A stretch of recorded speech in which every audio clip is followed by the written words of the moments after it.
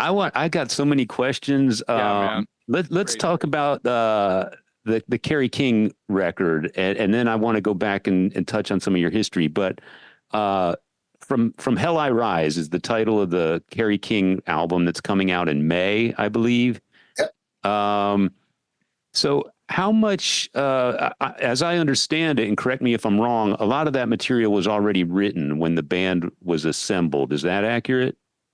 Pretty much it was already put together. I mean, then he engaged all of us together, and then he continued to write with Paul. This is Kerry's project, top to bottom. Right. All the lyrics, all the music, creative decisions, top to bottom. Of course. I was just curious if there was room for tweaking it once you kind of joined the band. Was there room for, editing the songs in any way, or did you basically show up and it was all written and you basically recorded it verbatim, according to Kerry, and maybe there's time in the future for collaboration?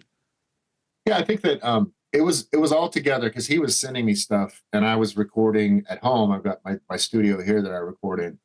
And so he would and I'll give me some times. He's sending me songs. It's like, where are my solos at?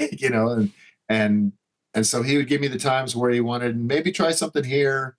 And I added some harmony stuff that if he wasn't going to be into, I just put the harmonizer on the patch, and do it that way. But he was into some of that. But for the most part, it was like, here's your spots, which it's exactly what I signed up for. I didn't expect anything more than that.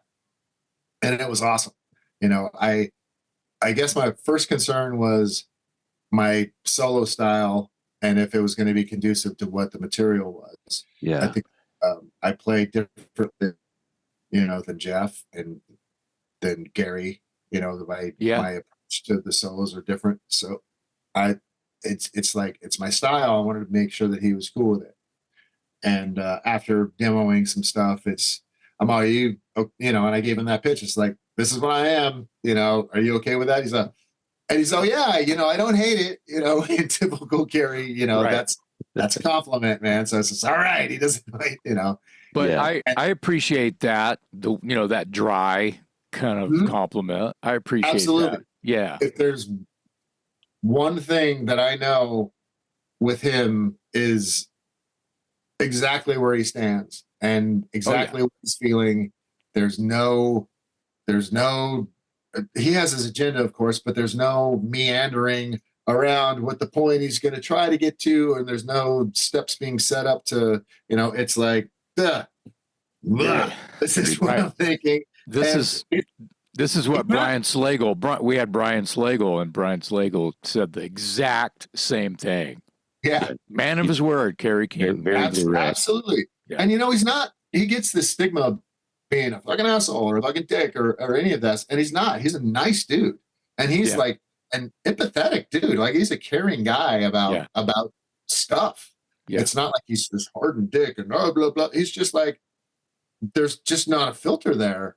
Right. Where like, no, I don't like that. Or nah, or I can't do this because blah, blah, blah. And it's just straightforward, man. And I wish people would kind of understand that about, other people. It's not him being a fucking, well, maybe he could be considered a dick, but that's not his intent. He's just like, right. I'm not fucking around. I'm not going to bullshit you. It's kind of the thing. If you know, and if you don't, you're misinformed or don't care. Right. So, and 99.9% of us are outsiders anyway. So we don't have, we don't know what's happening. Yeah, right. Exactly. So, was the band already assembled when you got the offer? Tell me how that went. Like, did Kerry call you and say, "Hey, I've got this band, and so so's on bass, and so's on drums, and are you interested?" Or were you one of the first guys in the band kind of coalesced around you? How did the assembly of the band and how did the offer come to you from Kerry? Well, my last year in Machine Head, 2018.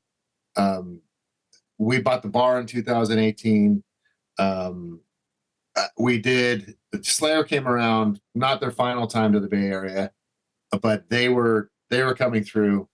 And in my mind, I had one foot on a banana peel, the other was out the door with Machine Head. I was just waiting for that last thing to drop or just something to push me in that direction. I mean, it's an unbelievable gig playing in Machine Head. You know, the music is great. The touring is phenomenal. The band is whatever. But for me, on a personal level, it was just time. I didn't really dig the last record or how it was written.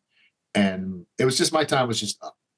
And That's so fair. I hit up Carrie. I'm all, what are you doing after this is all over? You know, just he's all, I don't, you know, he's all, yeah, me and Paul definitely, you know, maybe Gary are gonna do something. I'm gonna keep writing. And so then in September of that year, this is like 3 months later, when the news drops that I'm quitting, you know, but I'm still going to do a tour in November or whatever, but I'm quitting the band. He texted me that day. He's like, that's why you were asking me, you know, what I was doing next. So he knew. And I told him, I said, yeah, I'm totally, I want to be a part of what you're doing next. You know, that would be my perfect post Machine Head, you know, plan, you know, Yeah. I want to do this, what you were doing. And at that point he had Paul, and there was some, he still hadn't committed for a minute. I think that there was still maybe seeing where Gary was at, you know. So another, you know, of course, 2 months later, Gary has to get sent home and I get the call to come out and join them on the road. Yeah. And after the last Machine Head show, you know, that happens. And I come out, I do my time with Slayer, and it was, you know, amazing. And so I think that performance and that situation kind of maybe cemented in his eyes that, you know, maybe I was the guy. He lets me know it not for another year. It's 2019. Yeah, 2019, August.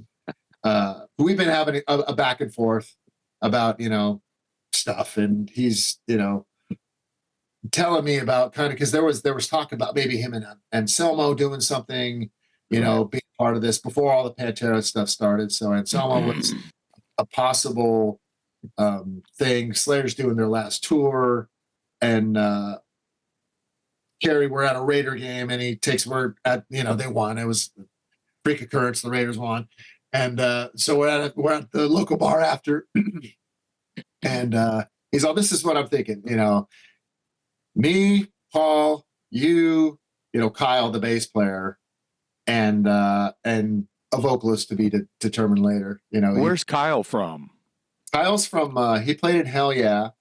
Oh, okay, right. He played in a band called Blood Simple, which Yeah, was I remember that band. Yeah, cool band. Yeah, And a little bit different. Yeah, Yeah. Tim Williams was on vocals. Dug him. And then he played, I want to say the first time, I don't want to say, I'm just going to say that the first time I met him he was in a band called Medication with Logan Mader. Yeah. And Whitfield Crane. Yeah. Back Wow. in the late 90s. Far out. That's when because I mean, he's hard to miss. Big left-handed, tall, yeah, heads, you know. So I think that's the first time I got introduced to him. So that's 2019.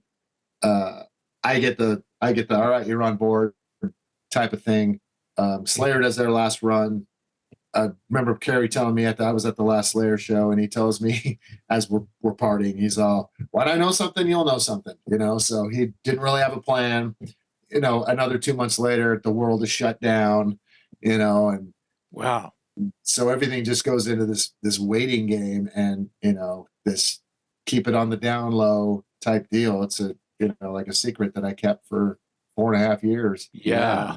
That's that's tough, man. That's so. How do you keep a secret like that in the age of the internet? Yeah. I mean, you know, it was one of those things that I treasured so much, and I didn't want to fuck up. You know, I didn't want to betray, of course, the trust at this point. You know, I told my wife. There was a couple of super inner circle people that I told, but you know, in this case, and what are you going to do now? You got nothing going on now. It's just like, yeah, I do. I've got something pretty big that's going to happen, but I can't, you know.